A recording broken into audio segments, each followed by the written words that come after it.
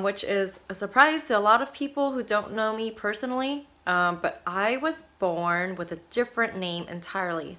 So I was not Bo Yi.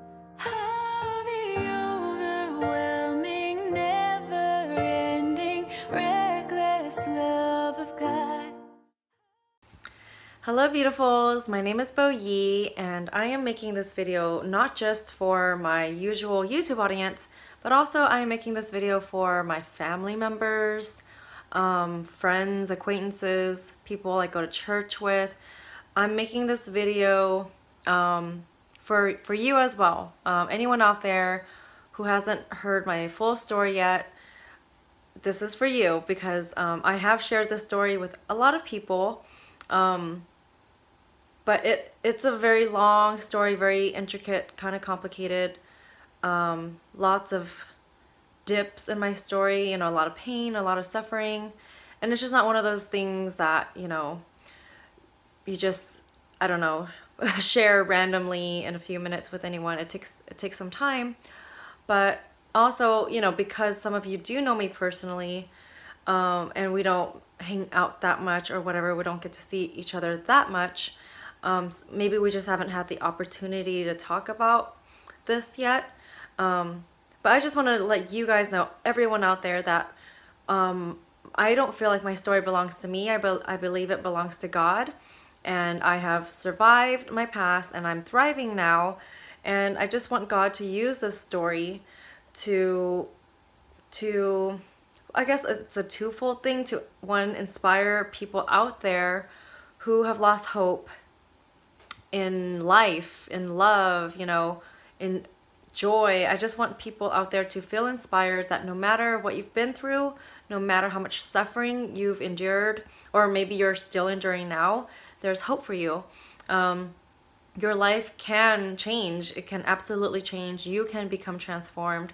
You don't have to, you know, suffer your whole life for anything. You know, you really can be taken out of your suffering and be given peace and joy and love and healing.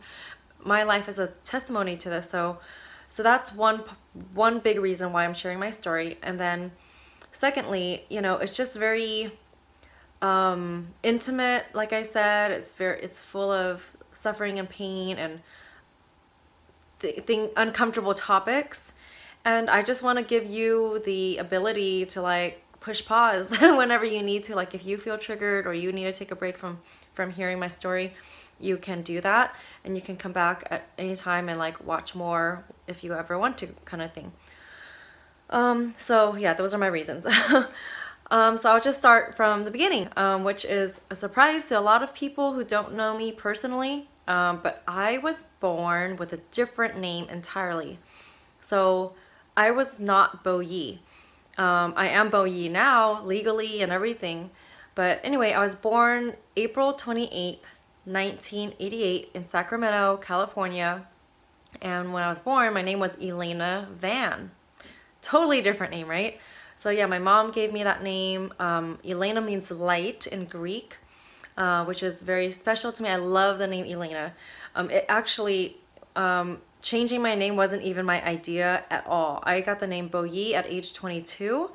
My aunt, my uncle in Utah, and my mom, they renamed me Bo Yi, and I actually did not like that name at first, but they would not stop calling me my new name. So it was almost in a way like forced upon me, like they would just refuse to stop calling me Bo Yi. I didn't like it because I told them Bo is a boy's name in America. I don't like it. It's not for a girl. And they said, no, it's not Bo. It's Bo Yi. That's your whole first name. And eventually it did grow on me. And the name Bo Yi means treasure child in Chinese. And that was why they gave me that name, because they wanted me to have like a new beginning in my life. And it's a name to help remind me that I am valuable, I am worthy. Because as a lot of you already know, in my childhood, I was sexually abused for many, many years, raped by my stepdad, you know, that kind of thing. And so this name is significant, you know, it was supposed to mark like a whole new beginning for me. So I do like my name now. I do like Bo Yi now. But that's how I got my name, my new name. All right, so back to the beginning of the story. I was born in Sacramento, California. What I was told by my family is I actually grew up like for a short amount of time in the projects. I didn't even know that. So I guess we were really, really poor. My mom and dad, they never actually like legally got married, but they were together. And I believe at one point my dad, he went to like Minnesota to work out there, and he saved up a bunch of money in just maybe a couple years and bought a house for us. But my mom didn't want to move out there because it was too cold for her. So anyway, he came back to Sacramento. My mom and dad, they're both Chinese, so I'm 100% Chinese.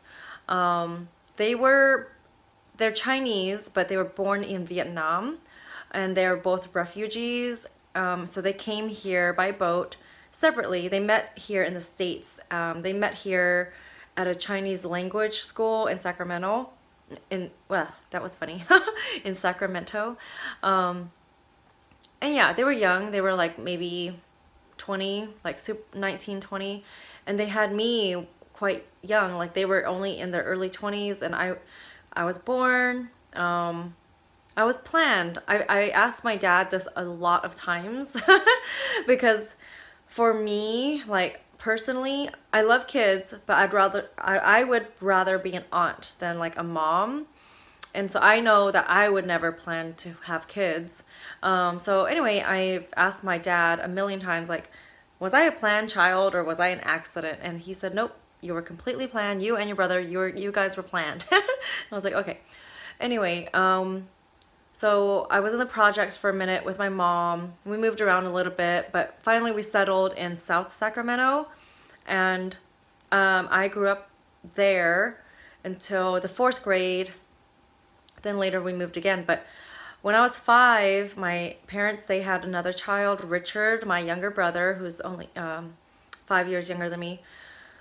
And back then I was a really happy child, very outgoing. I wasn't very shy, you know, had a lot of friends. I remember most nights I would be outside playing with my friends, you know, Chinese jump rope, into the dusk, almost every single night. We would play Power Rangers. I would always pretend to be the Pink Ranger. I was in ballet. My mom put me in ballet ever since age 2. And since age 2, I've never stopped dancing. So that's a huge passion of mine. I love to sing, dance. So my uncle and my aunt, they helped to raise me when I was a little girl too. Like, I don't know for how long or how many years, but they were always helping my mom out a lot. So I really appreciated them for that. But anyway, I just remember my uncle, he would record all us kids, you know, me and my brother and our cousins when we were little kids. And I just remember when I watched these videos, I was such a ham. I loved, I loved being on video, go figure. And it was just really funny because like the TVs would be on, and then like I would be on the TV screen, and I would perform in front of the TV while my face was on the screen. So I was always like performing and, you know, just giving performances to my family, just, you know, really silly. I just had a really open, silly personality back then. Then what happened was, well, my mom and dad, they didn't get along very well. They fought a lot, like argued a lot. And I remember my mom, she started to go out more, and so sometimes she would actually drop me off to my neighbor's house. There was like this little girl I used to hang out with, Lori, a Cambodian family. And my mom would say she would pick me up later in the night, but she wouldn't pick me up till like the next day, you know. And I just remember feeling so much anxiety, so much sadness. I felt lonely because I was very, very close to my mom when I was a little girl. That's what I was told. I don't really have a good memory of my child. I don't remember, you know how some people, they can say, oh, I remember when I was 3, this happened. Like, I don't really remember my childhood like that. I just remember through pictures and videos and like what people have said to me. But people have told me that I was very close to my mom and I couldn't even like leave her side. I was scared of the dark and things like that. So when she would leave and I would have this sleepover with my friend Lori, it was very traumatizing for me. And so that started to affect me, and I became a bit more introverted, not as happy, a bit more insecure. And this happened maybe just a handful of times, but those instances were very traumatic for me. And my dad, he started having health problems. He needed like a kidney transplant. But unfortunately, my mom and dad, they just did not work out. And it was a very sad situation. My dad was in really, really bad health, but my mom left him. And she took my brother and I out of school. It was supposed to be picture day, but we never got our picture taken. So I was in the 4th grade, so Richard must have been in just maybe kindergarten or preschool. And we moved to Davis, which is only like about 30 minutes west of Sacramento. And we started to go to a new school. And my mom, you know, she was a single mom. She worked really hard. I believe she worked at a salon back then. And I think we were on government assistance still. And oh, also she cut off all contact from my dad, so we never talked to our dad for the next few years. So that was probably really heartbreaking for my dad. I'm sure it was. But you know, my brother and I and my mom, we never talked about anything too deep, nothing too emotional. This is kind of stereotypical of Asian families, and so I guess we fell into that stereotype. We just didn't talk about deep issues. And anyway, I went to this new school from 4th grade all the way to the beginning of 6th grade. And I guess I was a bit more introverted at this time. I wasn't as like happy and joyous like I used to be in elementary, you know, when I was younger. I guess because my family was starting to break apart, but I never really thought about it too much, to be honest with you. I never even cried about the divorce. Or the separation rather. I never really felt my feelings, and I never really thought about things. You know, I just kind of would go day by day and just move on, whatever. We had a really awesome babysitter. Her name is Chris Buckmaster. So she would, I think, take us to school, pick us up from school, and then watch us, me and my brother, with her 2 younger daughters until my mom would come home from work. But Chris was, you know, she was there for us, like emotionally and homework wise. She helped me with all my projects and everything, so she was great. And in that 2-year period when we lived in Davis, my mom dated different guys and none of them worked out.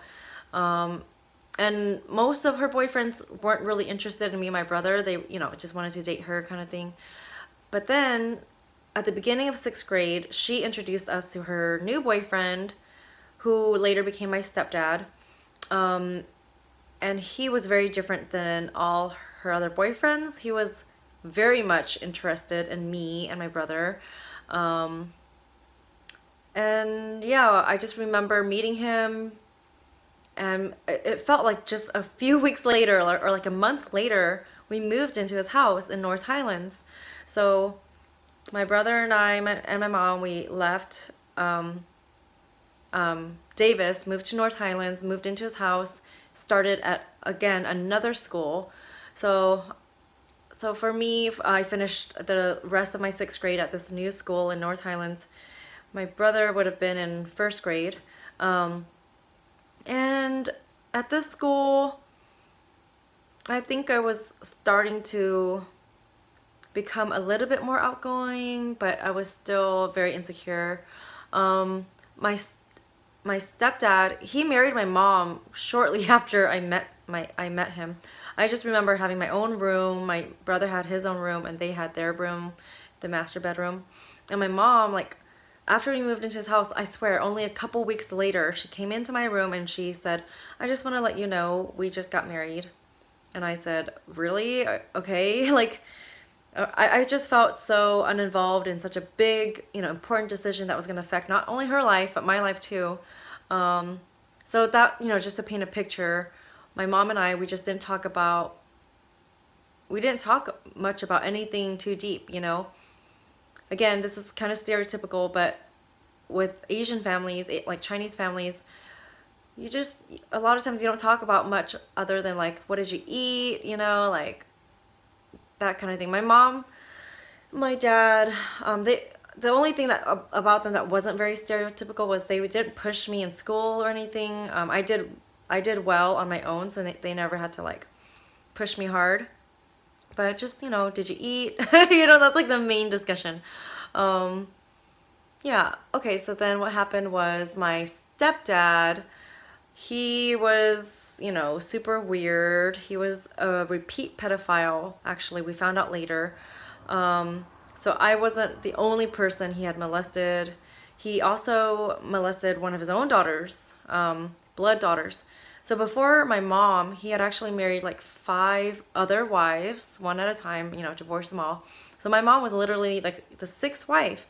And with all these other wives, he had his own daughters, some other stepdaughters and whatnot as well. You know, I don't think he had any sons. Kind of interesting. But yeah, one of his daughters came forward later and admitted that she too was molested. But of course, my mom and I, none of us knew about his history, you know. We knew he had been married a couple times before, but we didn't think 5 times. You know, he was a big liar, a big manipulator. Personality-wise, he was very charismatic. You know, people seemed to really like him. You know, the community really liked him. He would crack jokes. So he seemed very personable and nice. Like, just looking at him, no one would ever guess he was a pedophile. But he was, you know, a repeat pedophile. He had a big problem. And so anyway, he started molesting me, and it started, wouldn't just, well, okay, so what pedophiles do is they groom their victims. So what that means is they go through a process of gaining their victims' trust, and they use different tactics and whatnot. But in our family, what he would do in the beginning was just, he would take us out all the time, you know, to amusement parks and museums and restaurants and parks, you know, always just entertain us, I guess. And for my brother and I, like, this was fun and stuff, but I wasn't necessarily like super impressed.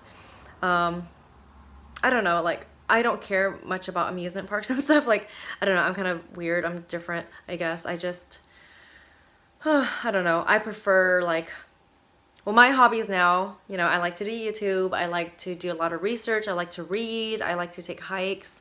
I've never been like a super like materialistic person ever. And yeah, he would buy us things. I'm not even crazy about traveling. I've traveled a little bit before, you know, to a couple different countries, but I'm not even like big on that. Like I would much rather just like kind of stay in one place like for many, many years at this point in my life. I've seen enough out there to where I know, like, I don't know, I just would rather kind of stay in one spot and just grow my roots there in my community and like slowly expand out, or just expand out online, you know, with the YouTube thing. But I just like to learn all day long. I like to read, I like to watch videos, do research on tons of things, mostly in psychology and communication. But yeah, but anyway, back then he would take us out and try to impress us in that way. And there was like this one thing he would do that was kind of odd, like super odd. But he would massage my mom's feet, my feet, and my brother's feet with Vaseline on the couch while we would like watch TV and stuff or watch movies. And I do remember feeling like that was kind of odd, but I thought, okay, I guess maybe, well, he was Italian, of Italian descent. And so I was thinking, well, maybe this is what non-Asian families do. I don't know, you know, because I was used to growing up in a Chinese family. So I was pretty like open-minded and just, okay. And I would look at my mom's face and she didn't seem to mind that he was massaging my feet too and Richard's feet. But then I do remember at some point he was only massaging like my feet or something like that, or my feet and Richard's feet. And then my mom, she like walked in on us and she kind of made it look like, what's going on, you know, like she didn't look comfortable, but she never would verbalize her feelings. She would, I guess, kind of hold everything in, and then when she couldn't take it anymore, she would kind of like explode. So of course that wasn't a healthy way of communicating, but she could just sense there was something weird about my stepdad, but she couldn't like catch him on anything, and it was just very, And she could see that he was starting to gain the trust of me and my brother. We started to call him, you know, daddy, actually, like, you know, because our dad was out of the picture and it was just my stepdad. So we got close to him. We did. We trusted him. And then over time, he started talking down on my mom to me and my brother more privately. Like, he would say, you know, I saved you guys. I saved you guys from your old home in Davis. You guys were poor. You guys had no clothes, no food to eat, which wasn't true. But he would just exaggerate a lot. You know, he would say, your clothes were rags and there was barely anything in your fridge. But I don't remember once ever being hungry. I was always clothed. I was fine. You know, I didn't have designer clothes or anything, but I never thought of myself as poor. You know, my mom took care, she did the best she could, you know, she took care of us. But anyway, he would say these things over and over and over to my brother and I, and eventually we were convinced, like, oh my gosh, yeah, our mom didn't take care of us. And so our stepdad would always tell us and kind of brag about what he was doing for us instead, and say, look, I'm buying you guys new clothes, you know, you have new wardrobes, I take you out to places, you have different experiences, I get you guys the best dental insurance, health insurance, you know, he got me braces, and just, he would just kind of, he had a lot of pride, you know, he would say, I'm basically the better parent, I'm the best parent ever, and your mom, she sucked as a parent. And my mom and stepdad, of course, they argued all the time. You know, it was very interesting. My stepdad had it all planned out from the beginning on what he wanted to do with my family. He told me years later, when I was more isolated with him, that he wanted me from day one. Like, he said he had, so when okay, let me just like pause. When my brother and I moved into my stepdad's house, I was 11 years old and my brother would have been 6. But anyway, my stepdad had told me later that he met me when I was 5 years old, and when he met me when I was 5, he knew he wanted me then, like, to marry me and to be with me. That's disgusting. That is creepy as all heck. Yeah, and he's completely sick, you know, he's sick in the head. Anyway, so my stepdad had it all planned out from the beginning. He knew that he wanted to eventually, like, adopt me, get rid of my mom, and just have me as like his sex slave basically, and just have me live with him alone kind of thing in his home like forever, and eventually marry me. That was his plan. And he was very close to getting there. Like, he did get partly of, you know, of what he wanted, but not everything. So he took my family to family therapy in the beginning, but it was all set up. It wasn't to actually help my family in any way, shape or form. He wanted to get evidence from a therapist that he was a great dad and that my mom was the problem, so that he could present to the court in the future, like, look, even therapists say that I'm great and the mom's horrible, so, you know, grant me the adoption for of Elena. So that was his plan all along. And we went through a couple therapists. There was one therapist that actually sided with my mom, so of course he dropped her and said, oh, she was a terrible therapist, let's find another therapist. And so he did find someone that sided with him, didn't like my mom. That was just terrible. So yeah, like, basically, you know, behind closed doors, he had groomed me and my brother. We believed that he was the great parent and my mom was not a good parent. And then he started the molestation process, and then that escalated to rape. And this happened frequently, and my mom was even at home on some occasions. He would like wait for her to be in the shower, and then he would like rape me. You know, goodness gracious, like, he was a very bold perpetrator. You know what I mean? Like, oh my gosh. But anyways, oh yes, I need to say this part too. So what he would also do was he would call CPS on my mother, when people, of course, should have been calling CPS on him. But what would happen was, you know, like I mentioned before, my mom was not a good communicator. She just kind of held everything together. And then sometimes when she couldn't take it anymore, she would kind of have like a panic attack, or she would cry. And then when that would happen, he would call CPS on her and say, look, she's crazy. She's just in the bathroom. She's crying, and try to make her look really bad. So he would do that to her on several occasions. And so there was documentation that something was the matter with my mom when that wasn't even the truth. It was him, you know, the whole time. But of course I was groomed and brainwashed to protect my stepdad for all those years. So when I was ever questioned by CPS, I always lied on his behalf. I always protected him, like, nope, he never did anything to me. My mom is the bad one. She's crazy.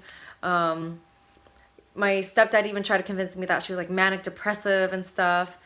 And I just went along with it. I just believed him. I really truly felt like he loved me and my brother. He just planted those seeds in my brain when I was really young, and he had a lot of what seemed to be proof, you know, like, I'm giving you all these things, you know, great insurance, you know. Oh, and he also put me into a really good school. I went to Performing and Fine Arts Academy, and I went there from the 7th grade all the way to my senior year. You know, I had to like audition for that school. He got me like a private piano teacher later on. He put me into, you know, ballet classes, which was after school. So I was really involved in extracurricular activities. So he really put a lot of energy and time into me. So minus the abuse and the rape, minus all that, one could have looked at him and considered him to be a great father. You know, he helped me with my projects at school. We would stay up to like 2 in the morning working on projects and essays, and he was always there for me in that fatherly way. But then, you know, behind closed doors, he would also molest me and rape me whenever he would choose to. There was another instance where my mom, she did try to reach out for help, but nothing happened when she told this therapist what was happening at home. So, you know, I just want to make sure that people out there watching my video, do not judge and shame my mom, because that's what a lot of people do when the mother's children end up getting abused by, you know, stepdad or even biological dad. For some reason, I don't know what it is, but people out there, instead of shaming and blaming the abuser, they like to shame and blame the mom, as if it was her fault, you know, like all the way. And that is completely unfair. It is insanity. Like, why would you blame the mom when, you know, like, yes, obviously moms should try to protect their kids the best they can. And my mom did try to protect us the best she could. She couldn't control how deeply brainwashed we were. She did reach out to authorities, lawyers, therapists, but none of them helped her. And so anyway, this was one of the instances that I should have included but forgot. So one time she walked into my room when she was still living with us, and she had found nude photos of me, like, just kind of out on my dresser. Like, I forgot to put them away, because one weird thing that my stepdad did, he did a lot of, like, a million weird things. I'm not going to be able to include all the small instances in this 1-hour video. But one weird thing he had me do was he wanted me to take a photo of my body, naked body, every birthday, he said. Like, just nothing, I mean, just, you know, like a frontal picture of like my breasts, and then from the side, and then the front, and then the back of my lower body. You know, it was just a very strange thing he asked me to do. And he told me that this was, if I didn't do this, I would regret it. He said, when I go through puberty, my body's going to go through so many changes. And he wished he had done this for himself when he was a little boy, but didn't. But anyway, he wanted me to document how my body would change over the years, all the way into my old age, because it would be so fascinating to see these changes. And I was never, you know, I could care less. You know, I didn't need to take photos. I wasn't interested in seeing how my body changed. Obviously, it was him who wanted to see these naked photos of me. But anyway, I guess one day I snapped those. Oh, he would give me he gave me his Polaroid camera to take these pictures with, of course, so that, you know, no one would know you know, we wouldn't have to like get these photos developed anywhere, and people would be like, oh, what the heck? You know, why do you have these naked photos of a child? But anyway, so he gave me his Polaroid camera, and I would take these pictures. And then one day my mom came into my room and found them, and she confronted me and said, whose idea was it for you to take these pictures? And of course I lied, you know, I was trained to lie, and I just said, it was my idea. And my mom, of course, knew that was not my idea. She like totally freaked out. She went to see our therapist, what she witnessed, and the therapist didn't do anything. All she did was, I found out later, she called CPS to ask them if she needed to make a report or something like that. And I guess they told her she didn't need to, like just making a phone call was fine.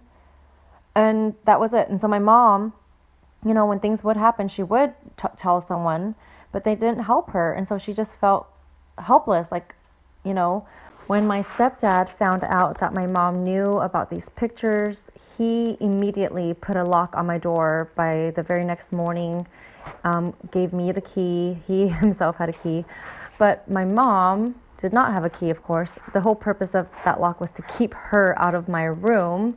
And so our home was just like this really, it was like a battlefield. It was like basically me, Richard, my stepdad against my mom.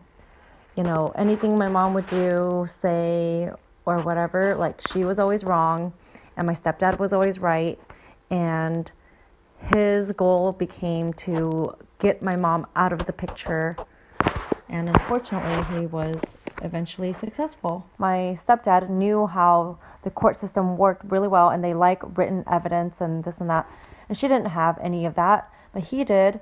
And he, again, specifically took us to therapists to lie to the therapist and pretend everything was perfect at home and just talk badly about my mom. And so he gathered all that evidence. And he had other specialists or experts that he bribed. He had his own psychologist that he would see, and somehow he got this psychologist to like write up this whole like diagnosis of my mom, whom he never even like treated or saw. And I just remember like my stepdad like buying him gifts, and and his lawyer, he like bought his lawyer like a brand new guitar. So he was always good at bribing people that he wanted on his side, and then they would stand up for him in court and stuff. So this was a very, you know, I just wanted to kind of paint a picture for you guys that my mom did try to help me. But you know, once children are brainwashed and stuff, and they do lie on behalf of the perpetrator, it's really hard for the courts to do anything because they have no proof. So God bless my mom. You know, she's no longer here on this planet. But please don't ever shame moms out there who do try to protect their children, but, you know, are not successful in taking them out of the house as soon as they would have liked. Oh, it was just a sad situation because he was successful at kicking my mom out of our own home. He would always berate her and just say, we don't like you, we want you dead, you would be better off dead, you know, just leave, none of us want you. And then my brother and I would actually take his side and be just terrible children to our own mother, my poor mother, you know. And so eventually one day she, you know, in tears and everything, she had like one suitcase packed, she did leave, you know. And then when she left the house, my stepdad celebrated, you know, he started singing and dancing and he was so happy. And my brother and I were thinking, oh, this is great. Yeah, we got rid of a witch, you know, like he would always call her a witch. So she moved not too far away, maybe like 15-20 minutes away. But my poor mom, like with all our meanness and evilness and, you know, just always berating her, she couldn't take it anymore. She eventually left. And there was one instance too before she left that was very traumatic for me. I should mention this.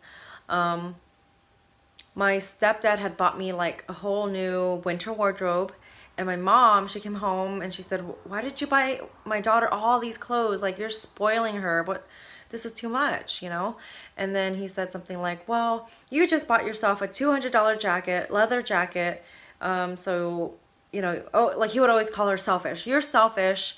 So you have no right to say anything about your daughter having clothes. She deserves to have clothes. You know, he would always turn things around on her and try to make her look bad. So she took that leather jacket out of her room and had a pair of scissors and started slicing up that leather jacket. And then she went into the kitchen and she took a big butcher knife. You know those big Chinese butcher knives? Or I don't know if it's Chinese, but you know those big butcher knives you find at Asian markets?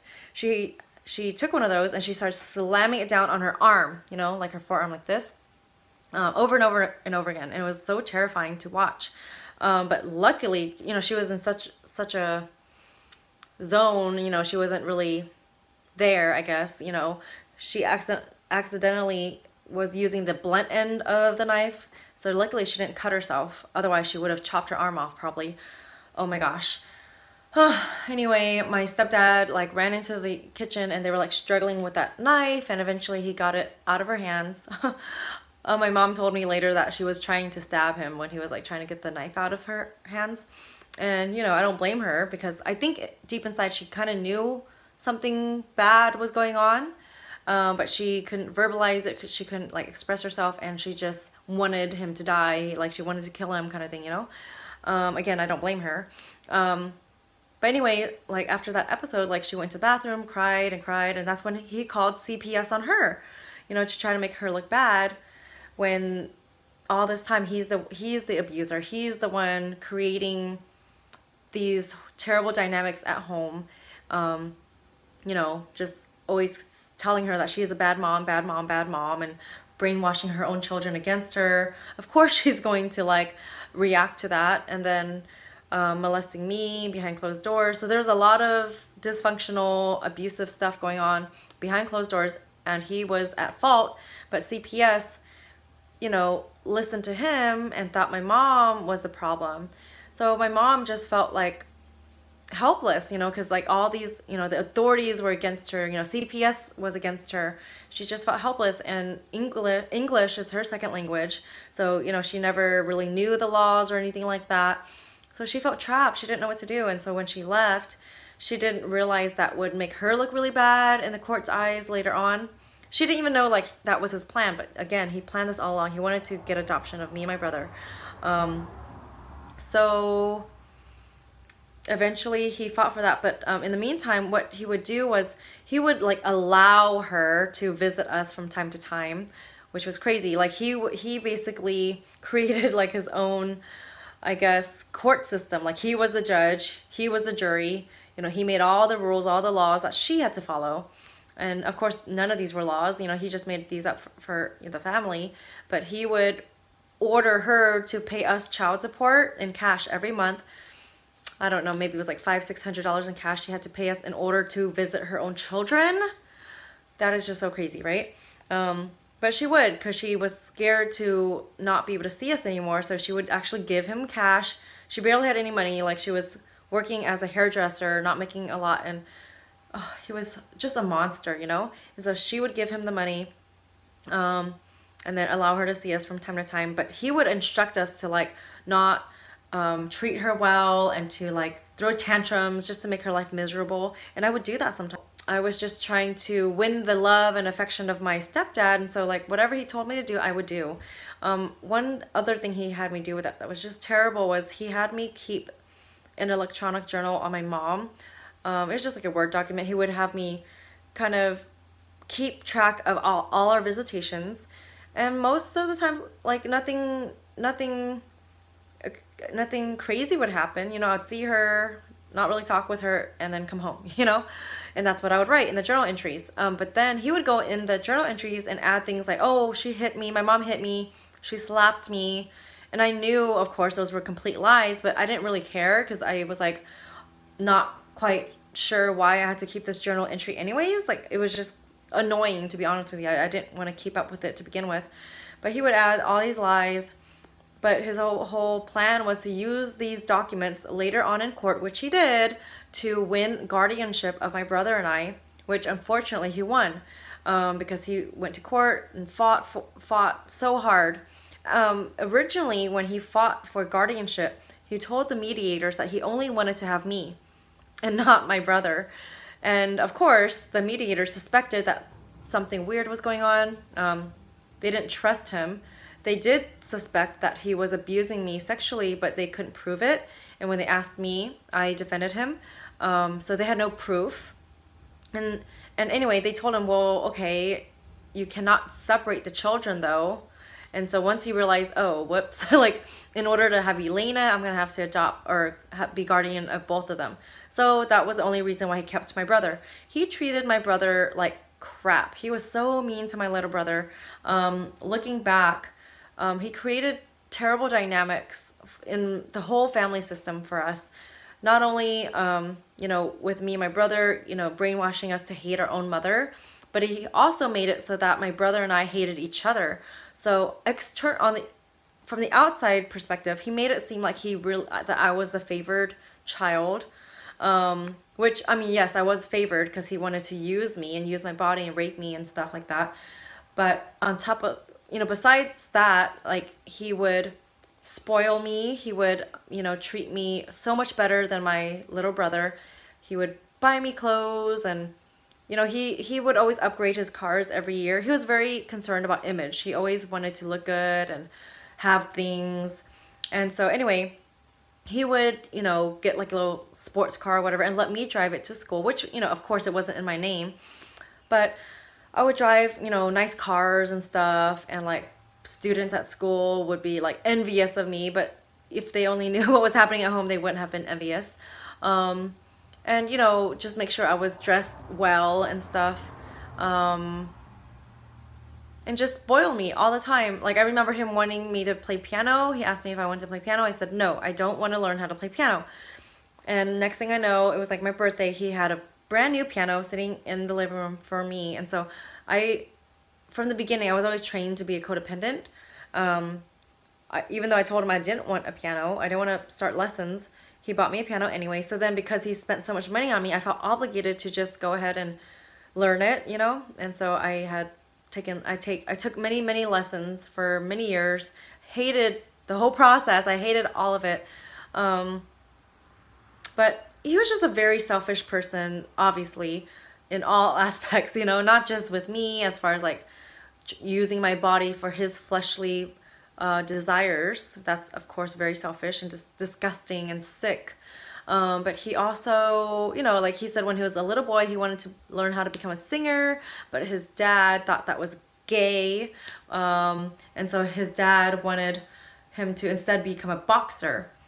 So anyway, his, you know, dad was, you know, passed away for many years already, but he wanted me to learn how to play the piano so that I could accompany him and his singing. And so sometimes he would force me to like create CDs, you know, albums with him. Like, I would compose music sometimes, and we would compose songs and he would sing the songs, or we would just do like songs that existed already, but we would just compile these CDs, and he would send them to his family members because that was like his dream, you know. He wanted to be like, become like an amazing singer and get praised for that, but I was never interested. Eventually I did quit piano, and he was very upset about that. But that was later on in my life, like age 16 or something, when I became a bit braver and I started to stand up for myself more. But yeah, like he would create a horrible dynamic between my brother and I, because he would spoil me, at least that's what it looked like from the outside, you know, buy me or let me drive his cars, spoil me with, you know, private, you know, the private piano teacher and the ballet lessons and clothes and just, oh, and I never was responsible for too many chores. You know, I was always let off the hook with those kinds of things. But with my brother, on the other hand, he was only like 6, right, when we moved into his house. By age 7, my little brother was like cooking full course meals for the whole family. He was treated like a little slave. It was so sad. And I just remember all the time, and this was when my mom was out of the picture, like she had left the house already. So when she left the house, the abuse became much worse for both my brother and I. But he would say things like, "Richard, where's my effing iced tea? Where's my effing salt and pepper?" You know, and my brother would literally run to a service. Like, he would my brother was always like a nervous wreck when he would try to please our stepdad. So he would go into the kitchen and grab the things that he had asked for and like run into his room, and our stepdad would just never be satisfied and keep yelling at Richard. And it was just very traumatizing for Richard and very sad. He was definitely abused in a very deep way, emotionally, verbally. I'm not so sure about physically. I know he wasn't sexually abused ever, but physically, I don't know if my stepdad like beat him or anything like that. Like I never really talked to my brother about that. I should ask him that. Anyway, but can you see why my brother would hate me? Because I was treated so well, like a princess, at least from an outsider's perspective. And then my poor brother over here, he's responsible for all the chores, all the heavy duty cooking and cleaning at such a young age, you know? And so I remember one time I saw my little brother burn a piece of paper that had my name written on it. He had written my name, Eileen, on this piece of paper, and he was like burning it with matches and stuff. And I was like, wow, my brother really hates me. And I didn't understand why back then, but now I can see clearly why. And my brother and I, you know, we just didn't get along very well. We would argue all the time. My brother got accepted into that same school I went to, that performing arts school. So he started there in the 6th grade, and he went all the way to the 12th grade. So when he was going to the same school as me, I would drive the both of us to school and back home. And I remember on the car rides there, I had a lot of anger issues. You know, I think I had a lot of pent up emotion inside of me, but I would take it out on my little brother. So we would like fight over the radio. And then like there were several times where he, I think, changed the station, and I would get enraged, you know, and I would not be able to control myself, and I would like smack him across the face, which I still feel really bad about this. I felt so guilt-ridden over this for so many years, up until like, I think just very recently, to be honest, where I finally kind of forgave myself.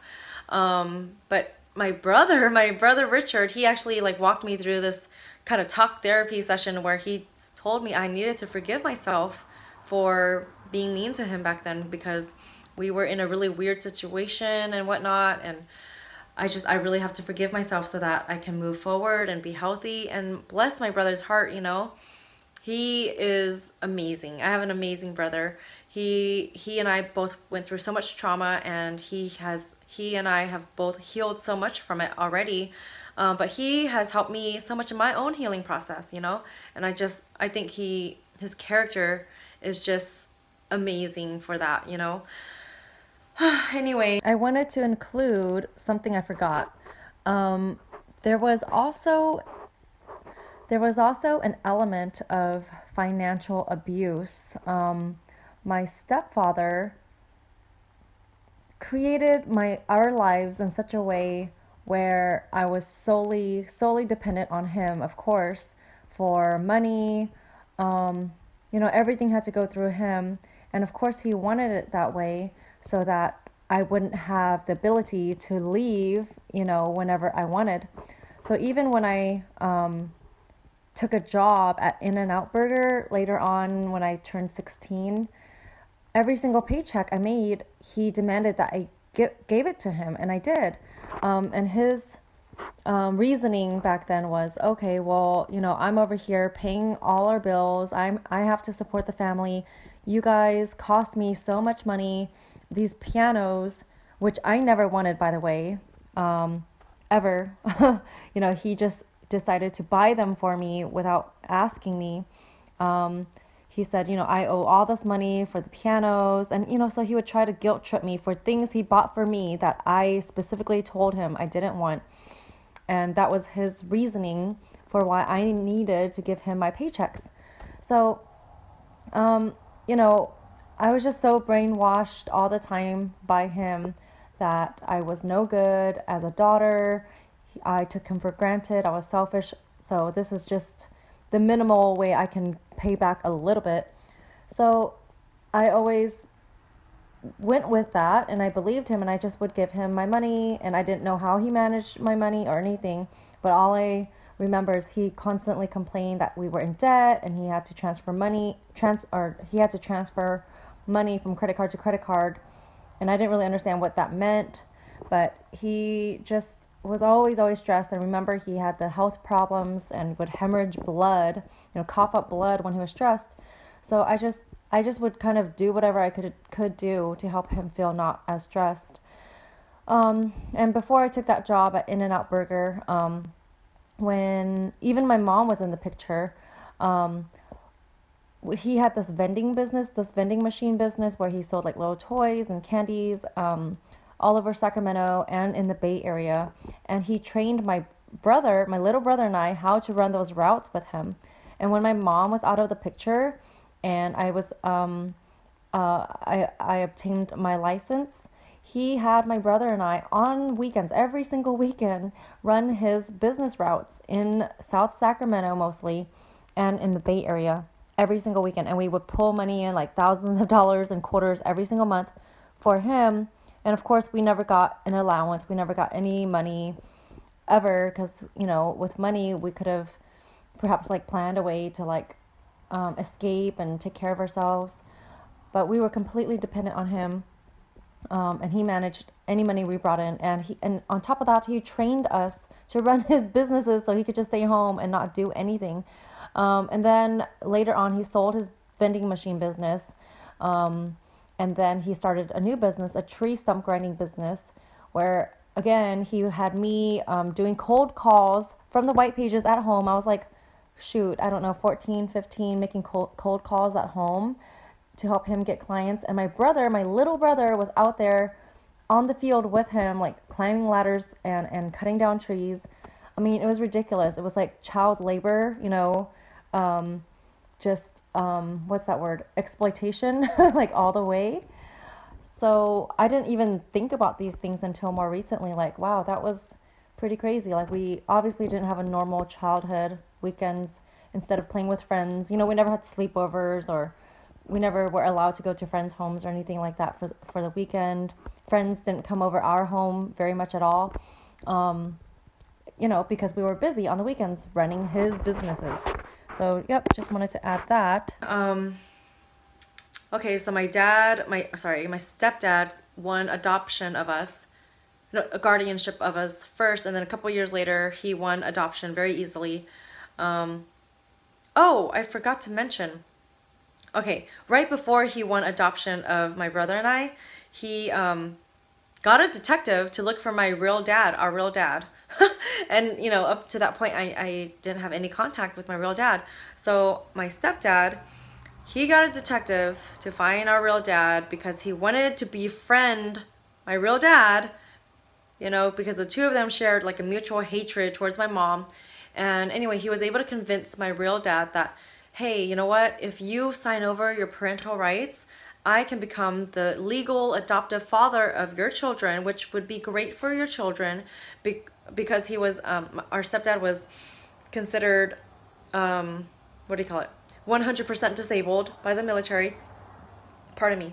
Even though he really wasn't that disabled. But he was just, gosh, a fraud on so many levels, he really was.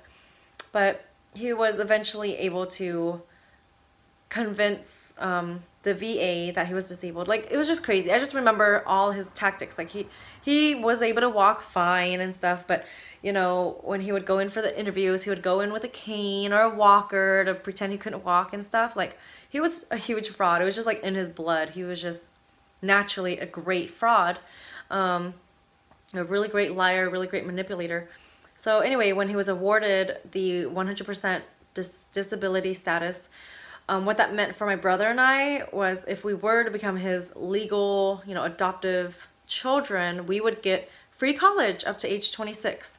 And so he told my dad that, and my dad was like, well, sure, okay, that sounds great. And my real dad, he did ask me once, has he ever touched you? And of course I said no. It was just easy for me to lie, because my stepdad, he had trained me from a very early age to always protect him, to never tell anyone what he was doing to me, because he would get arrested. He would get arrested and no one would take care of me, was what he would tell me all the time. He would tell me that there's no such thing as God, no such thing as family, no such thing as friends, no such thing as romantic love like you see in the movies. So that none of that is real. The only thing is that is real is me. You know, I'm the only one who loves you, truly loves you, and I want to protect you. And he had all these different excuses as to why he was doing what he was doing to me. He said, when I was a little boy, I'm just so thankful because there was a neighbor of mine, an older lady, an adult woman, who would teach me about sex and whatnot. And that's all I'm doing for you. I'm just educating you. You know, you're a really talented person. You're good at ballet. You're good at, you know, piano. You're good academically. So I'm just protecting you because when you hit puberty, you're going to go boy crazy. And so if you just have one partner, just me, you know, I can ensure that, you know, you won't get STDs and you'll be safe with just me. And I would always tell him when I was a little girl, I would say, I don't need a partner. I'm fine. Like, I don't have any sexual urges. But of course, you know, he didn't want to hear that. And what he would say, which was one of the most damaging things he ever told me, was, remember when you were a little girl and I asked you if you love me or not, and you said yes. And I said, well, yeah, of course I said yes. He said, well, as a man, I have needs. And if you truly love me, you will take care of my needs. Otherwise, you know, you're a liar and you have to keep your promises. He would always tell me that I'm a liar, that I'm selfish, and that I don't know how to love, and I was cold-hearted. He would say these things to me over and over and over all the time. So I always felt bad and guilty and ashamed, like I was not a good daughter and he was an amazing father. And so basically he framed it as, I'm not even asking for much, you know, just, you know, take care of me sexually. That's all I'm asking for.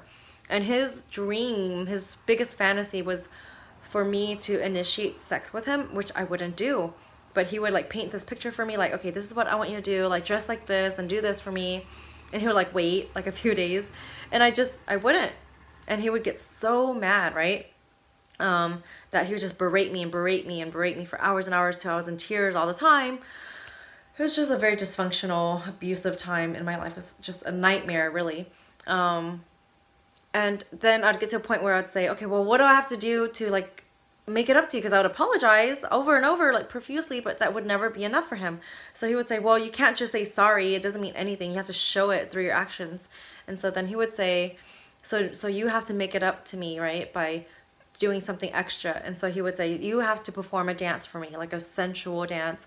And so, you know, I'm just like a young adolescent girl, and he would have me wear lingerie and put on makeup and do my hair, put on perfume. He had a favorite perfume, Rampage by Victoria's Secret. He said like one of his ex-girlfriends used to use it.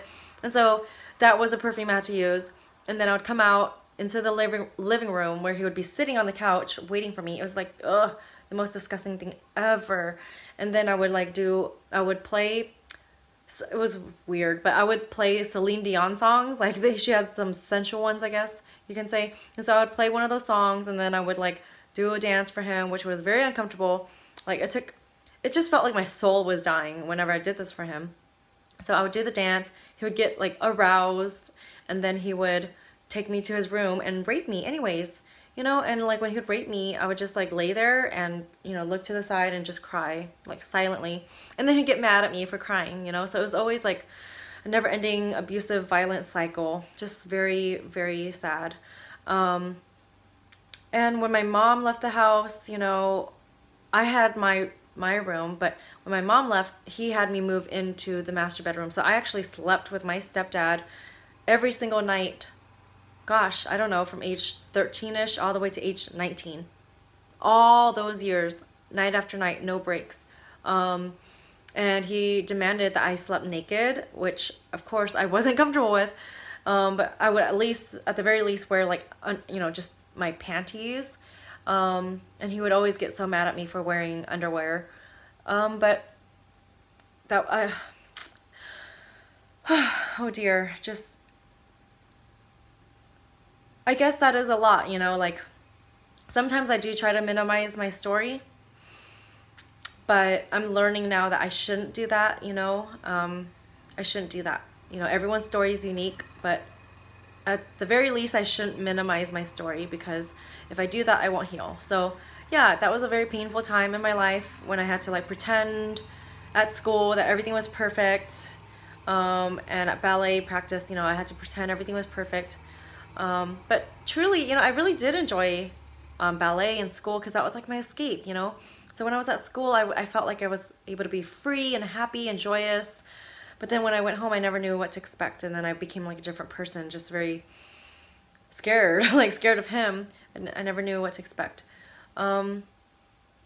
He always just tried to isolate me more and more. I was never allowed to have close friends. I was never allowed to get close to anyone. Never, of course, never allowed to have a boyfriend. But he just like monitored everything, all my phone calls, all my like emails, like all my internet activity. He monitored everything. So I was not, so if he could see that I was starting to get close to someone, he would say, nope, you're not allowed to talk to that person ever again. And that was it. It was interesting. Like I did have some freedom in that I was allowed to drive the car to go to ballet practice and stuff, but then I have to like, come straight home kind of thing. I was just very obedient. So he knew that whatever he would tell me to do, I would do. So I was like trained never to lie to him, to tell him every detail of my life. But it was strange because even though I was being raped and molested, I never used those words to describe what was happening to me. And of course, he never used those words either. In fact, he would use the word rape to talk about other people. He would say, don't stay out too late, when you're done with ballet, be very aware of your surroundings, get into your car and come straight home because, otherwise you might get kidnapped and raped. So I was always afraid of getting raped, but in my head, I thought rape was like from a complete stranger, not someone like a family. I always assumed rape was from a complete stranger, someone who did it in a very violent manner, and then they do it and then they kill you. So yeah, what he was telling me was what he was doing was educational. It was good for me. It was good for my for my career and stuff. It was just very strange. Oh, and he also told me that this was very common in Europe. He said everyone out there is nude, everyone out there is open-minded to what we're doing, but he said in America everyone's so backwards and closed-minded, like this would never be accepted here. But there's really nothing wrong with what we're doing at all. And I just didn't see an escape because he told me like he wanted to marry me eventually. Like he was not kidding about that. And so I always thought my life would be like this forever. I would just be stuck with him and I would have to take care of him and whatever. But anyway, I told you one of the worst parts, of one of the worst memories was when he would have me dance for him and whatever and then rape me anyways. The second worst memory was, well, he did have some health problems. He had hepatitis C, and so when he would get stressed out, he would hemorrhage and cough up blood. So this happened quite a lot, actually. My brother and I were used to it. We knew how to take care of him when this would happen. So when he would start bleeding, my brother and I would say, okay, let's get the ice, let's get the bucket, let's get the rags. And so we would get all that and go into his room, and then, we'd ice his liver and then catch his blood. And it was like tons of blood. It was so scary and sad. Like he looked like he was dying when this would happen. But when this would happen, he would look me in the eyes and say, you caused this. You're evil. You're so cold-hearted. All I ask is for you to initiate, and you don't initiate. Like, you cause me so much stress that I end up bleeding and I'm dying. It's all because of you. You're selfish. You're horrible. You're evil. You have no heart. He would tell me all the time that I had no heart. And so then I would get really confused. I was always crying, of course. I felt 100% guilty. Like, oh my gosh, you're right. Like, you're such a good dad. Like, I should at the very least take care of you, right? Physically, sexually. Which, of course, no, that's disgusting. That's incest, and that is not appropriate ever. But he would equate that to love. So, of course, later on, I had a lot of problems with relationships because I was very confused as far as what love was. But when this would happen, I would ask him, so I don't get it. Like, I'm not even your real daughter. Why did you adopt me? Like, why do you continue to choose to take care of me if I'm such an evil person? And he would say to me, because I cannot choose who I love. So he would like turn it all around and make it seem like he was the most loving dad on earth, like, I just love you. I can't help myself. I just love you. And that's why I do all these things for you. I buy you things, I take care of you, pay for expensive lessons and put you into a good school and, So he would turn it all around and make it seem like he was the angel and I was the devil, basically. So this happened all the time. And this was, of course, very unhealthy. Oh, you might be wondering, like, how did he get away with me sleeping in his room night after night if my brother was there, right? So that was very easy because I simply lied, or me and my stepdad, we lied to my brother and just said, oh, well, Elena has to sleep in dad's room because he has nightmares and health problems, so she has to sleep there to take care of him. And so Richard, you know, he was only like 7, so he just, like, of course believed us. And even until he got older, like when he got older, he still believed it, you know, because that was what he was used to as a young kid. So goodness gracious. So it was just a living nightmare. And our house was disgusting. It smelled gross. We had 3 dogs. One dog had a lot of health problems. That poor dog threw up almost every single day. No, actually, yes, every single day, several times a day. It got really bad after a while. And my brother, of course, he had to do all the chores, so he would have to clean up the throw up with our shampooer. But the shampooer doesn't really pick up everything. So our home smelled like throw up, urine, poop, you know, dog poop. Like, it was so disgusting. And the shades were always down, you know, because of course he didn't want people to see what he was doing to me. And so, you know, just a very dark home, very, all carpet, just disgusting, very disgusting, filthy home. And there were several occasions where, like, people, I think in our family did suspect that something weird was going on, but no one came forward to, like, oh, I take it back, except for my stepsister. She did have a long conversation with her dad, the stepsister that was molested. She had a long conversation with him saying, you better not touch her, you know, you better not ever do anything to her. Like, that would really help, because, you know, she lives like all the way on the East Coast. So even though she's like, you know, demanding that he doesn't touch me, and, you know, of course he's not going to listen, but bless her heart, she did try. But everyone else, you know, they saw weird things, they saw strange things, lots of evidence. I mean, in one case, they actually saw him sleeping with me on the same. Okay, so what happened was we went on vacation to Utah to visit my aunt and uncle, and this was before my mom had left the house, so it was actually the whole family. Okay, and my stepdad was sleeping downstairs on his bed, and I was sleeping upstairs, and in the middle of the night, he pulled me down and said, sleep next to me. So I was like, okay, whatever. So I slept next to him in his bed, and my uncle, he came downstairs early in the morning because he wakes up early to go to his work, and he saw us and told his wife, of course, my aunt, but they never did anything or said anything, never asked me anything. And this was like way early on when I was maybe just like 12.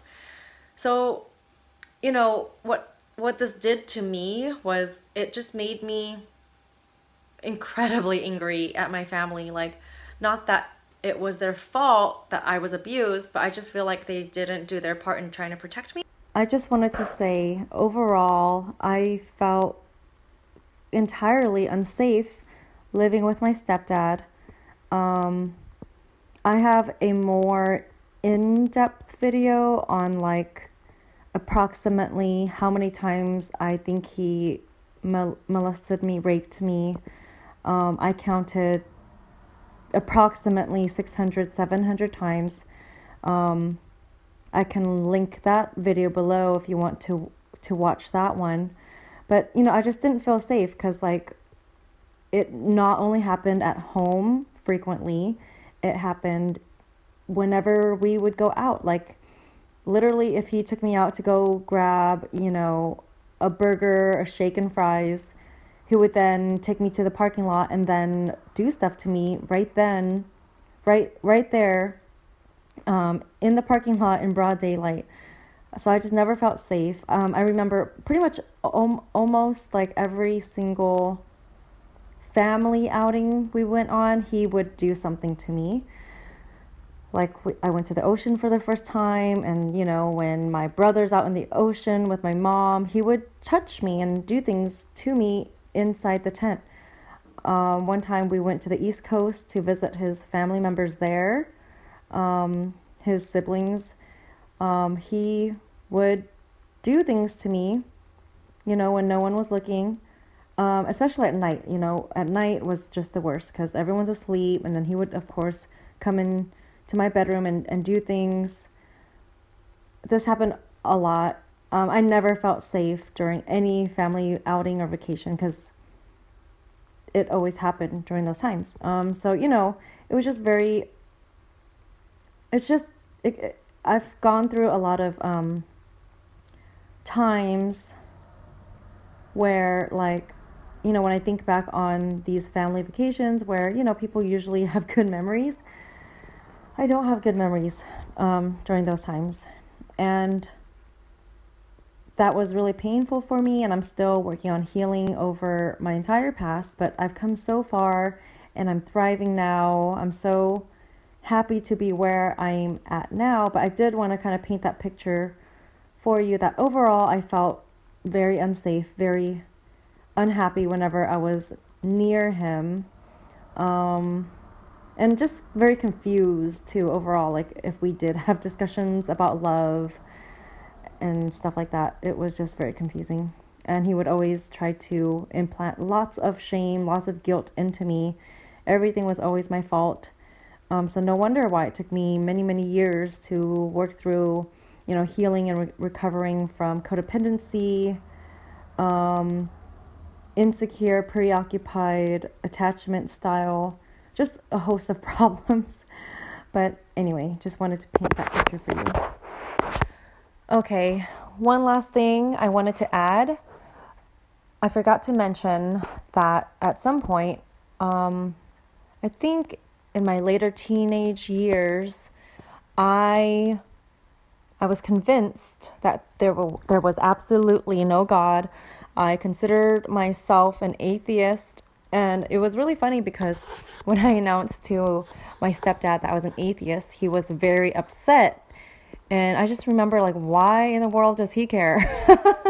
You know, he claimed that he was an agnostic, which he defined as someone who can't know if there is a God or not.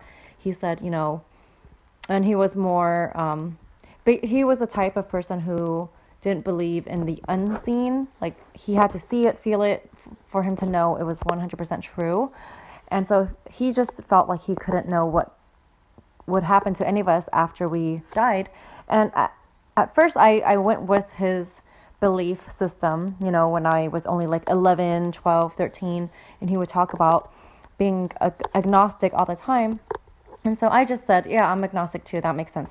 But then later, after many, many years of being molested and raped, I just didn't have any sense of God at all, you know, this loving God. And so, yes, I considered myself atheist for many years on my own. And this really made my stepdad upset. And I just thought that was kind of weird. But anyway, wanted to add that. So, okay, let me wrap up this first part of my life with the stepdad thing. So, you know, my mom wasn't there. She tried really hard to fight for the best life possible for me and my brother. Like, at one point, my stepdad did try to put me to homeschooling, and then my mom, that was something she fought so hard against, and that was one thing she did win in court. So he was not allowed to homeschool me anymore. I was homeschooled for maybe just a couple months, but my mom was like, no, no, no. And I'm really happy my mom, like, protected me with that. Yep, and so he won the adoption. Oh, yeah, unfortunately, he was able to convince my real dad to sign over his parental rights. My real dad, of course, didn't know what was happening. He wouldn't have done so otherwise. He was just trying to give my brother and I a good future of having, you know, the free college. So, of course, later on, when my real dad found out the truth of everything, he felt very devastated that he made that mistake. But again, it wasn't his fault, you know. Everyone, the whole family was manipulated and just, gosh, crapped on, I guess. I don't know a better way to say it. But we just went through so much because of this one person's actions and lies. Yeah, so then what changed was when I finally turned 19. Oh, yes, what happened was someone had given my stepdad this DVD that changed my whole life. Gosh, this video is already almost an hour, so, you know, I think I'm going to stop here. And then I'm going to do like a part 2 later. I'll do like a series. How about that? We'll do a series of my story time because it is kind of a long story. But this first part, basically from ages 0 to 19, you know, age 19, this magical DVD someone gave to my stepdad. I watched it, changed my life, and then boom, my life just was completely different just from watching that DVD. So I'll resume my story later. But yeah, I hope that helps you to know me a little bit better. All right, I love you all, and I just want you to know that complete healing is 100% possible. 100% possible through the glory of God, Jesus. He is our ultimate healer. Only He can heal us inside and out 100%. You know, therapy, reading books, you know, getting, you know, developing, you know, being aware of yourself, you know, developing good boundaries and 12-step groups. They're all good and they're very, very helpful. But if you want complete, utter, you know, complete, utter healing, Jesus is the only one who can do that. And you may or may not believe that, but I just want to say that in case you don't get to watch the part 2 or whatever, or lose track of my channel. I want you to explore that if you're not aware of that. And you can always email me at any time, boyee7@gmail.com. I'm here to pray with you. Any of you who are survivors, I'm here for you. So just reach out to me. I don't want you to suffer any more than you have to, because after you've been abused, normally you get into a lot of toxic situations and relationships for many years until you heal. Like, you won't stop this toxic pattern until you heal all the way. And so that's what I specialize in. I specialize in helping survivors heal all the way through the help of Jesus, you know. So I basically lead people to Jesus, and that's how they heal. But on top of that, of course, I give you guys many tools to accelerate your healing process. Anyway, love you all, and I will talk with you soon. Have you come to the end of yourself? Do you thirst for a drink from the well? Jesus is calling.